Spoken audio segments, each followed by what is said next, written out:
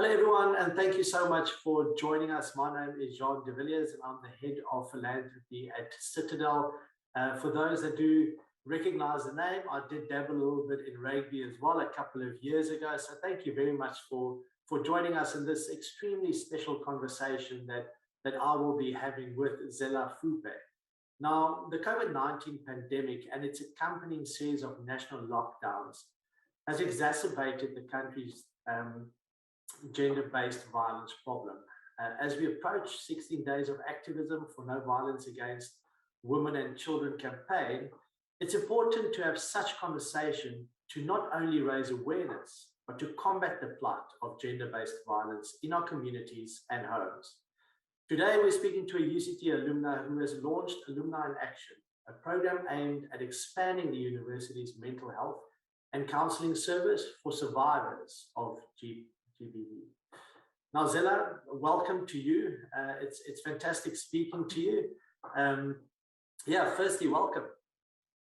Thank you, Jean, and thank you for having me. It's my pleasure. Yeah, it's I'm extremely excited about the conversation that we will be having, and we shared a phone call yesterday and shared some thoughts already. So let's start with the first question. Can you elaborate on how Alumni in Action arose and what it stands for? Okay, Jean, thank you very much for inviting me to come in and talk to you about Alumni in Action. It is something that's very close to my heart.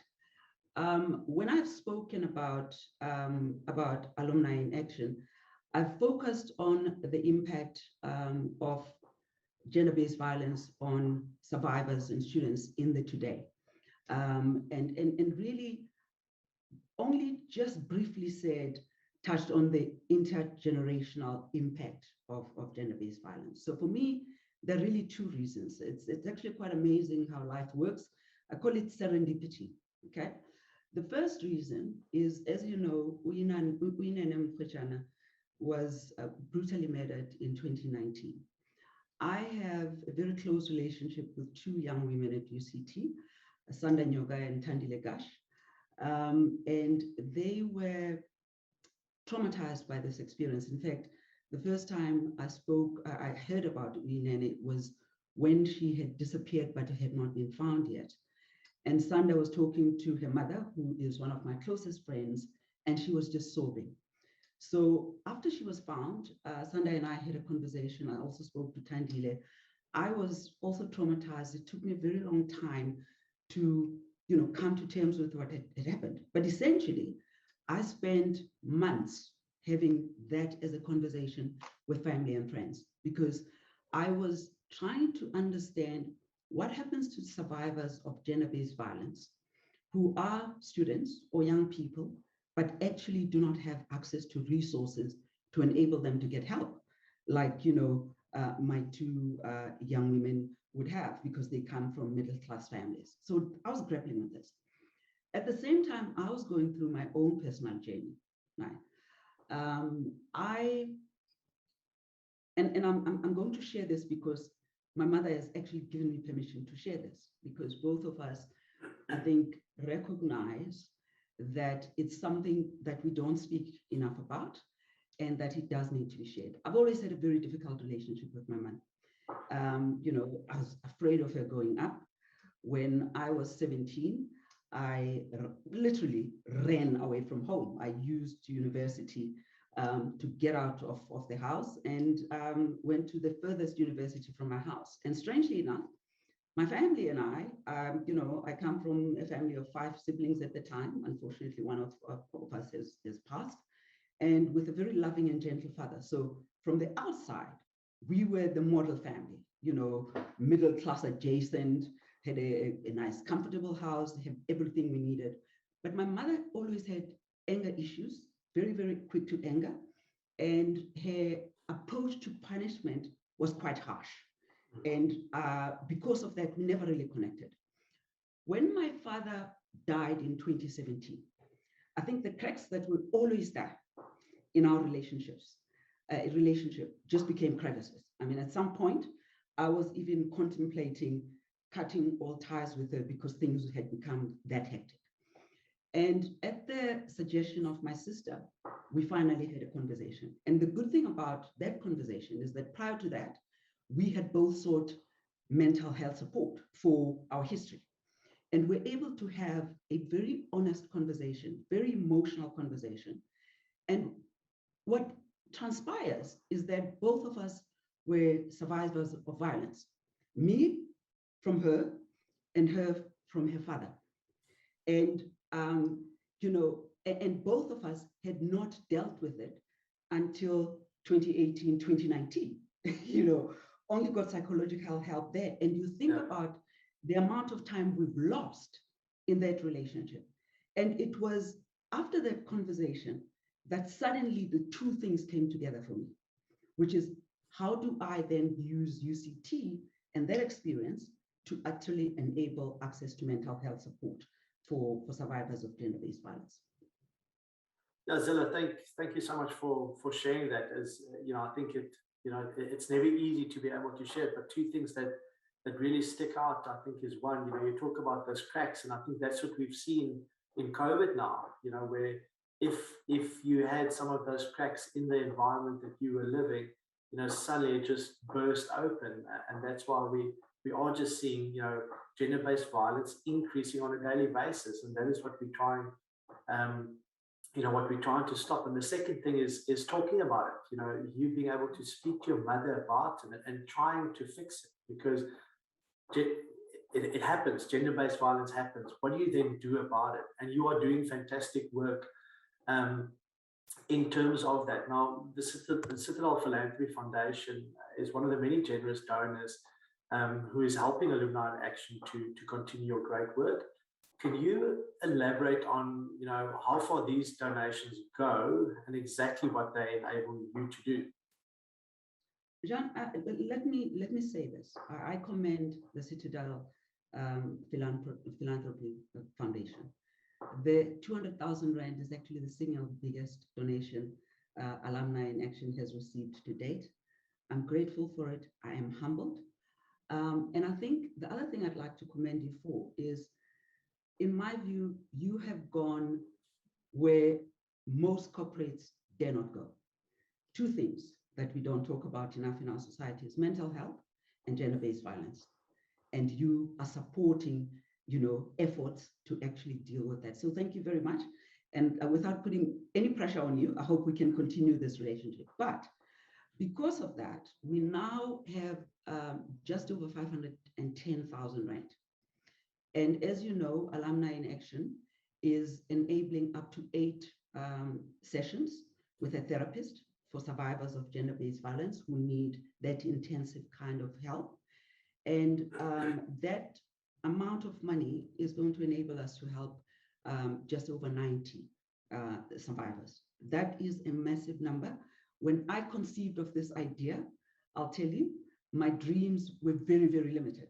And suddenly, I'm thinking about Alumni in Action in a bigger way, and not just at UCT, but in other communities or other universities as well. And I think yesterday I did share with you that for me, my tagline for Alumni in Action is any alumni, any community, anywhere in the world.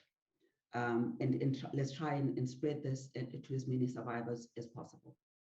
Well, again, that's fantastic to hear that you are able to help so many survivors. Because already having a number there is one too many. And for those survivors, we applaud them and the fight that they continue with post the gender-based violence happening. But hopefully we can eradicate it and just bring those numbers down. And as you mentioned, it's not just restricted to a certain area. It happens everywhere. Now it's a bit of almost a rhetorical question, the next one, but why do we need to implement solutions to gender-based violence in our communities? John,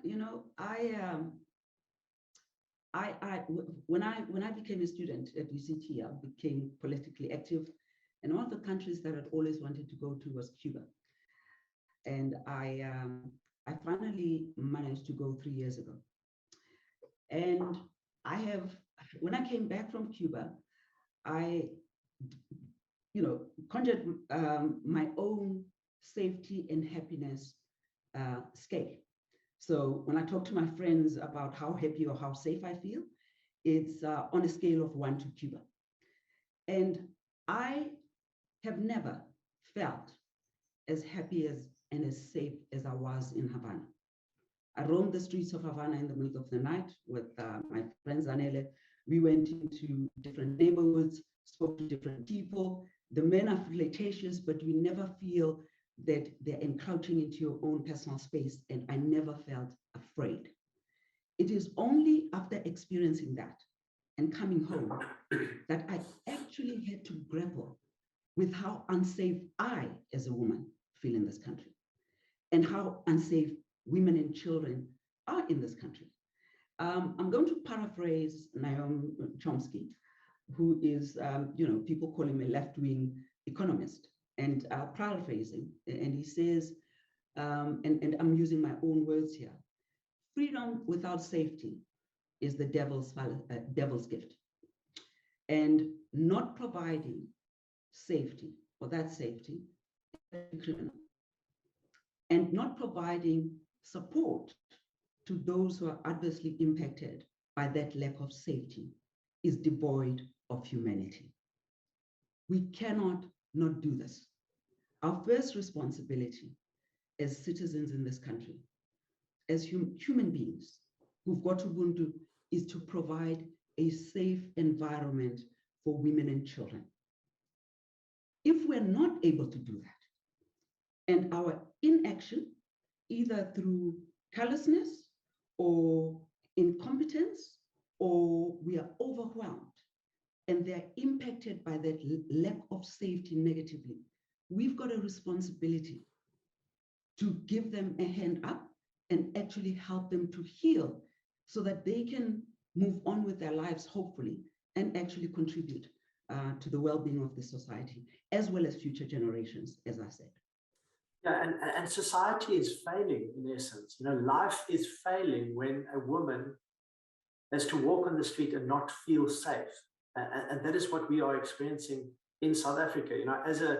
As a father of two daughters and a husband to my wife, I've never felt unsafe. I'm a relatively, a big male. I come from a male dominant sport in rugby. But if I put myself in their shoes, it is unfair. It is unfair towards them. And as long as women feel that way, life in itself and society is failing. So I suppose the question I have, what can we as males do? What can us men do to help curb the incidence of gender-based violence in our country? So I'm going to talk to this as I think as a South African first and foremost. For me, this is not a man issue; it's an everybody problem, right? We live in a patriarchal society which breeds violence and oppression.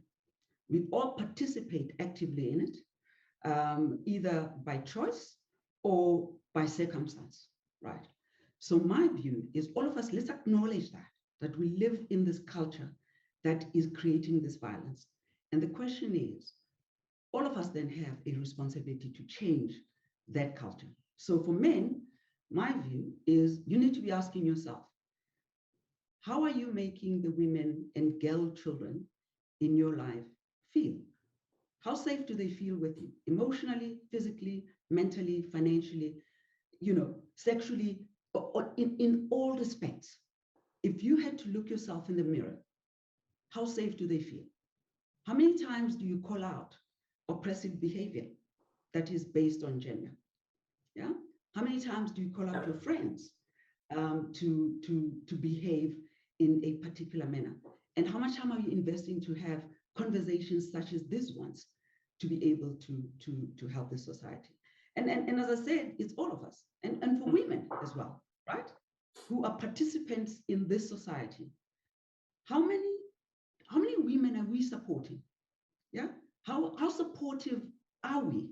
And how happy are we to collude with a culture that oppresses other women? And how do we make sure that when women speak up, they actually have the support that they require? Because, as you mentioned, it's the responsibility of all of us. And the easy thing, again, from a male point of view, it's so easy just to laugh at comments, just to go with the flow, and not to actually stand up and call someone out for it. And those are the difficult conversations we need to have. That is the introspection that all of us need to do. And that is the way we need to change our behavior. And by changing our behavior, we change our culture, we change society. Now, that's what we can do individually in terms of changing the way we behave. Now, how can the public, potential donors, corporates, how can people get involved with this movement? Okay, so I think I've spoken to the public on it's everybody's problem. So let me focus on corporates. As I said, I commend you and your organization for going where many dare not go. I think for me, it's important that corporates recognize the fact that 1 in 3 women in this country is affected by gender-based violence, right? If you run a corporate that is diverse in representation, both in terms of your employees, your suppliers, and your clients, this is impacting people that have an impact on your bottom line, potentially. So how can you look away? Professor Corné Davis at the University of Johannesburg is conducting research which is aimed at getting corporates to put gender-based violence on the corporate agenda.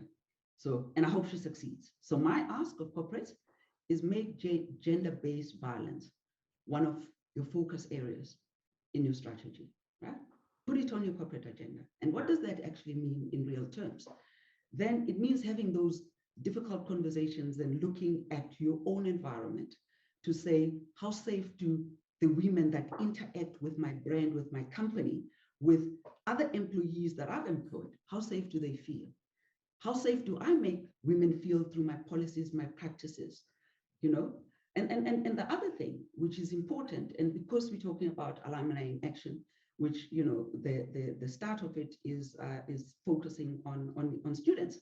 A lot of companies have got bursary holders, some of whom are women. Now that you know about the prevalence of gender-based violence in this country, and by extension universities, there's research that's been done, in your support of these students, how have you integrated mental health support just in case they have experience with gender-based violence? So for me, there are a lot of things that we can do which are quite practical. And of course, please take out your checkbook, right? Donate to Alumni in Action. We'd like to use the money. However, as I said, for me, it's not about Alumni in Action. It's about helping every person that requires the help, either personally or directly, or actually helping a community with an infrastructure, administrative infrastructure, to actually set up something like this, so that when people require mental health support, it is readily available. Yeah, Zella, it's so true what you're saying, in that when you've faced gender-based violence, when you're in that trauma, that's not where it ends. It's post that. It's the mental state that that person goes through, and the help that you are providing with all of that. I think it's just so powerful. So thank you so much for joining me today. I think in our conversation yesterday, we probably spoke even longer. We can keep going on this, because we're so passionate about it. But we'll stop it there. And I think the only thing that I can just say is thank you. Thank you so much for the work that you are doing. And collectively, together we can be so strong, and we can really, make South Africa a better place, really, and helping those in need.